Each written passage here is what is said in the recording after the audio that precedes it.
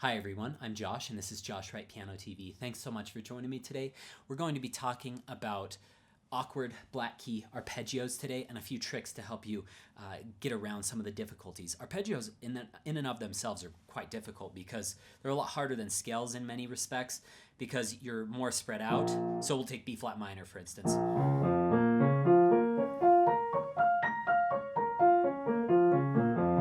Your hand is a little more spread out. You got to use that rotation. And you're also trying to land on skinnier keys. Piano is a precise instrument already, and to be mostly focusing on those black keys can be really challenging, especially as you increase the speed.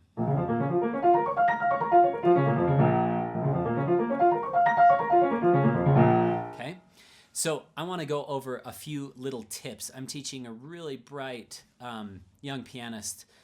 He's spending the summer with his uncle, I think it is, in India.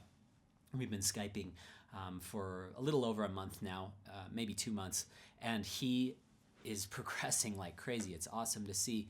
And we were talking about the B flat minor arpeggio, and there were a few tips that I don't think I've really documented too much on this channel. So I said I'm going to do a video on that and dedicate it to you. So this is for Adi today. The first thing was his bench position. So he was sitting really low on his bench, which everyone has different preferences when it comes to bench position. But if you're down low like this and then you got to play up into those arpeggios, it makes the rotation a little bit more cut off. So I like just a higher bench position because that allows me to have a little bit more control. That might be a little on the high side. By the way, a lot of people ask about this bench. This is called a Hydrau model. I think it's Hidrau model bench. It's just, it makes lowering and raising the bench. They're not readily available like on Amazon. I think you have to contact the company directly. But they are very helpful. I like them a lot more than those adjustable benches, especially at competitions. The worst thing is if you have a student who goes before you who loves a super low bench, and I like a high bench because my arms are so long, and I like to have them, the bottoms of my arm and wrist be about level with the key tops. That I've just always felt comfortable with a slightly higher bench. I don't like that. I also think ergonomically, the way you move, you have more power with a slightly higher or at least middle of the road bench position than you do playing like this.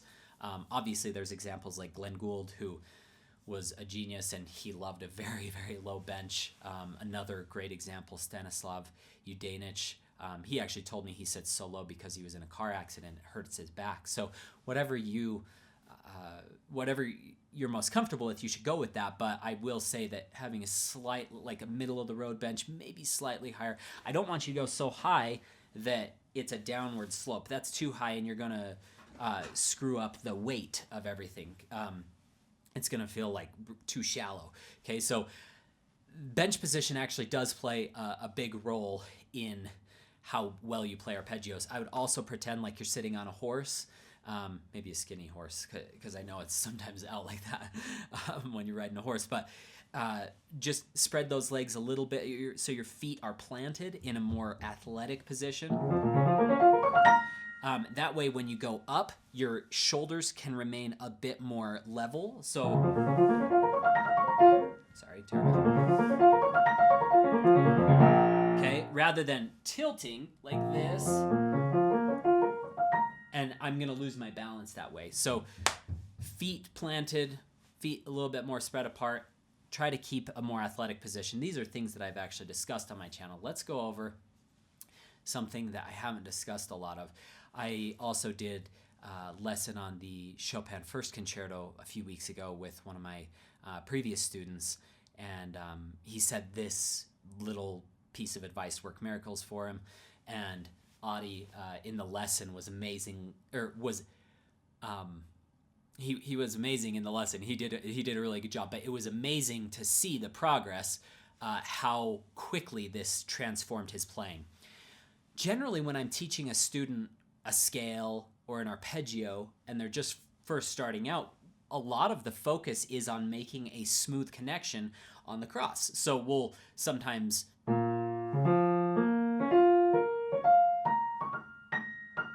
sorry. as you saw, I'm just isolating the cross or the hard part of the arpeggio. As you get into these fast tempos though,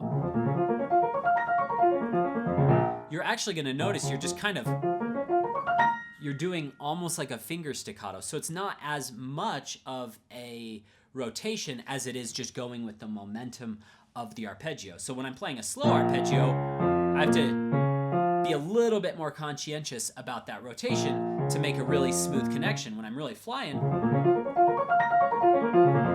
it already sounds pretty legato, even though I'm playing quite short on those keys.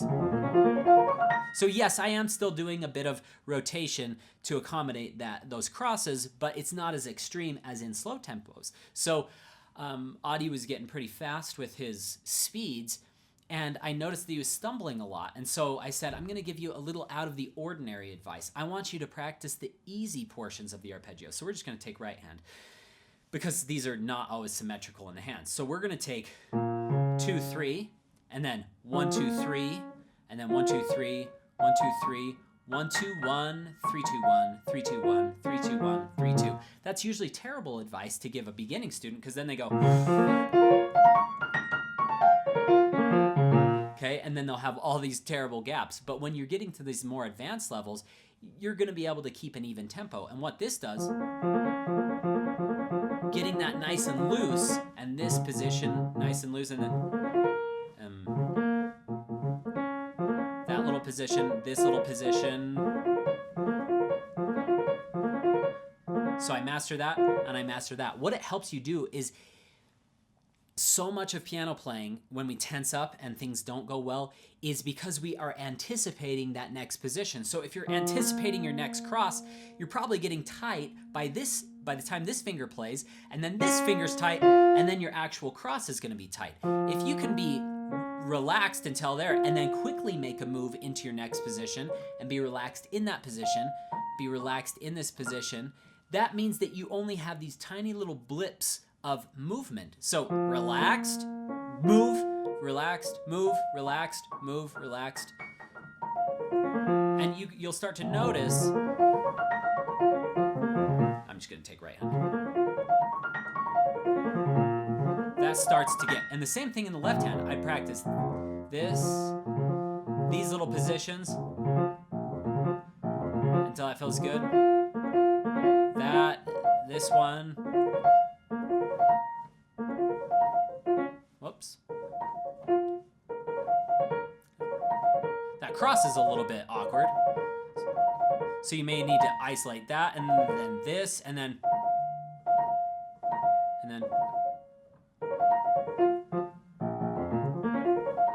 whoops.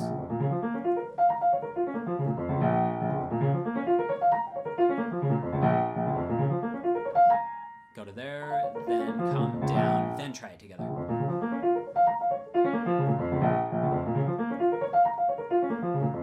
It's been a long time since I've actually just practiced my arpeggios straight.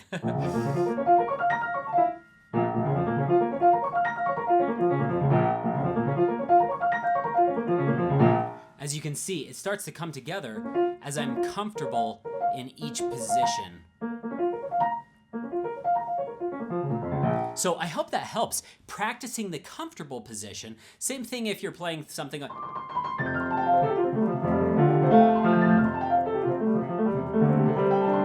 I did a full tutorial on that a while ago. And a lot of times we will just isolate.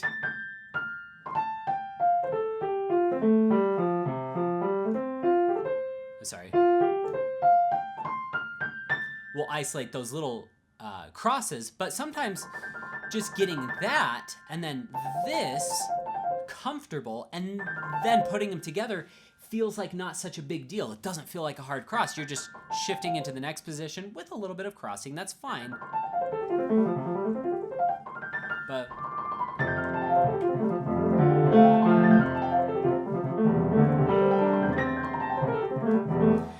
so this doesn't just apply to black key arpeggios, but it's especially prevalent. That B flat minor is kind of a beast of an arpeggio to start to get faster. But if you get comfortable in the individual positions that feel natural without crosses, when you go to put those crosses back in, it helps. And this is the opposite advice of what I've given on my channel before, which is isolate all of your crosses because those are the hard parts. But as you get more advanced, that will really come together as you relax in the comfortable position. So hope that gives you a little gem of advice for the week. No matter what you're working on, I'm working on the Rachmaninoff Cello Sonata third movement transcription by Volodos.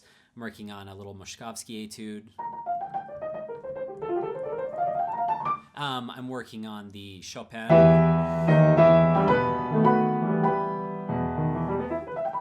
And I mean, just right there. Or even this passage. Just that, then putting those together. You can find instances all over the place of just practicing the comfortable hand position and then practicing a very relaxed shift or cross into the next position rather than anticipating what's coming next and having the whole passage feel tight and uncomfortable. Inaccuracies come when you're tight and uncomfortable. You get tired a lot more easily. So there's a lot of benefit to applying this method that we went over today. If any of you have any questions, my email is josh@joshwrightpiano.com. Thanks for joining me today. Have a great week. Oh, real quick, before I go, I just wanted to mention that I will link a few things in the description below. I do have 10 other of my favorite tips in a free webinar that you can check out. That will be linked in the description below, along with some of my paid courses if you want to go deeper than this channel goes into your studies of repertoire and different concepts, as well as a link to all of the gear that I use to record these videos. A lot of you ask me, what gear do you recommend for recording? And I have a lot of different gear and beginner piano books and theory books that I recommend for a lot of different levels. So all of those links will be in the description below. Have a great week. Good luck in your practice sessions.